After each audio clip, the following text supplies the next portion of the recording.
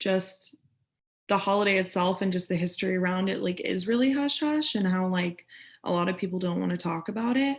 But I also think that like during the holiday, as with other parts of like the history of the United States of like really awful treatment of people, that like we should be able to open up a conversation about that because that like leads like awareness and knowledge of it like into the future for future generations like of family members to be able to just like be aware of like the history of this country.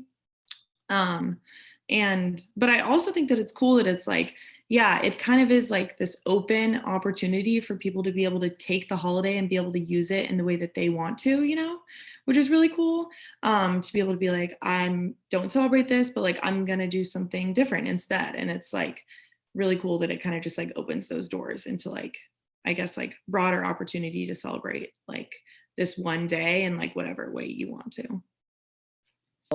This year we just did it like a week early, but that's kind of irrelevant. But yeah, it was actually not traditional Thanksgiving at all. We just ate like paella and like shit like that. No turkey. But I mean, yeah, just in general,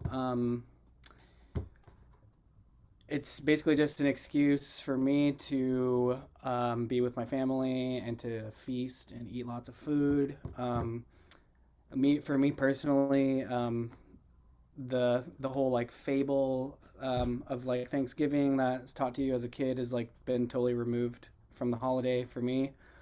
Um, it's purely like a just secular holiday just to be with my family. Because yeah, obviously that is the history of genocide in America is not acknowledged in school, or at least in like elementary school and high school, middle school. Um, so I mean, yeah, it seems like younger generations are, yeah, on board with that.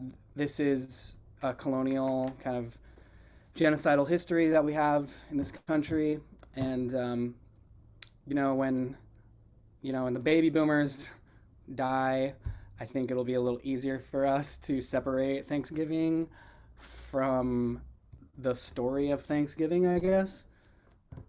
So yeah, it seems like it's going in that direction. So I'm supportive, totally supportive of that. I do have a question. If you do celebrate Thanksgiving in the more traditional way with all the food, what are your guys' favorite Thanksgiving foods of the dinner? Mine's cranberry sauce, probably. What are your guys's?